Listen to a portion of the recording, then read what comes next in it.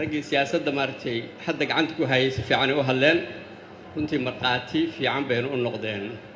وقامنتا إيو كرتدا إيو تنمدا إيو واحتركا مرشح مدحوينه حسن على خير أنا أقول مركب وحان يصير محاكو داري كرتا إنتاس وحان كفكري هرتو وحان قالنا مدني حسن على خير وحان ماليني إنت هالكان فرديدا إن بدن مالها إنتي لسو كرتا يقبضي لكن أنا لو أتنسى كبدو بانا قالنا حسن على خير isagoo Oslo ka shaqeeya oo nin dadaal badan oo 10 shaqo ka wada shaqeeya ayaan ugu tagi jiray Oslo runtii waa la yaabay jiray yani activity-ga iyo sida dareenka uu ku jiro iyo shaqada uu ku dhex jiray bariga way ugu soo dhaweyn jiray halka kadib markuu hay'adda madaxda ka ahaana meel badan oo caalamka ayaan ku kulanay mar walba wuxuu ahaa qof yani shaqada uu markaa ku jiro yani dadka lagu tilmaamo karti iyo yani shaqo badni caaw qof baa ka shaqeeyo ka dhawaajiyay 19 saac ayuu shaqeyn karaa hadda markuu ra'iisul wasaaraha ahaana way muuqatay marka karti iyo waqtigan hadda Soomaaliya xaaladaha uu ku jiro iyo inuu la jaan qaadi karo iyo inuu fahamsan yahay iyo runtii waxaas aan ku kabelahaa waxaan aad u fiirnay bariyahan intuu campaign ku jira Xasan aniga waxaan isbii karaa murashaxa kaliya ee 2 sano subax walba 8 aroornimo inta soo fariista xafiis labada habeenimo ka kaca ee ummadda Soomaaliyeed taqaanaan ee wada aad iyo wax ka doonayso wax ka wada rabto intaas qanciye u fadhiya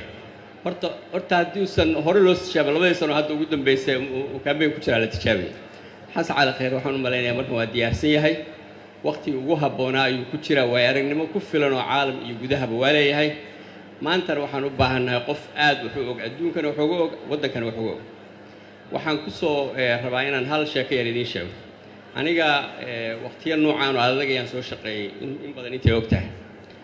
waqtigii aan shaqeynayay oo siyaasadda ku dhex jiray oo ra'iisul wasaare ku-xigeenka ahaa oo runtii shirki Djibouti iyo xaaladaha ku shaqeynaynay dad badan oo Soomaaliyeed ayaa runtii hawsha aan ku jiro dhibsaday dad badanna way ku faraxsanaayeen dad badanna way dhibaysay shaqadaas aan ku jiro marnaba aniga hal habeen ku fakirin qof bilaadan ku xumay laakiin shaqada markaas shaqo adag gasho dadka qaarna waa ugu jeclaanayaan qaarna waa kaaga hor imaanayaan waxaan ogahay hadda muddadii aan ka soo baxay dad badan oo markaa aan kala fakar duwanayn ama aragti kala iga qabay markaan banaanka isku wareysanay hadda waxaan aad u la yaabaa sida aan dadka aan isugu jecelnahay Soomaaliya maanta ama aan isugu kalsoonahay waa dadkii shalay arkay waxaan ka shaqeynay inay saxayn marka waxaan rabaa inaan hadalka waxaan u leeyahay xasan cali khayr waqti uu shaqeynay shaqo adag ayuu qabtay shaqo aad u dhib badan ayuu ku soo hagaagay waqti isbedel run ah oo ognahay ciidamada in la reform lagu sameeyo finance labada qodob ee ugu muhiimsan Soomaaliya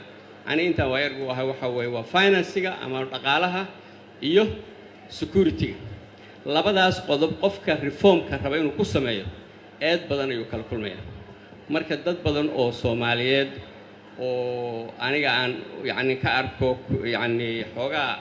wax ka dareemaya amaba Xasan waxaan dhihi lahaa ayaan lagu degdegin waxa way qof kasta oo xaaladaas ku jira isbedel ma yimaado 100% in lagu qanaaco sugin dadkoo dhan isbedelku dadna waa positive u taabanaya dadna negative u taabanaya marka waxaan dhihi lahaa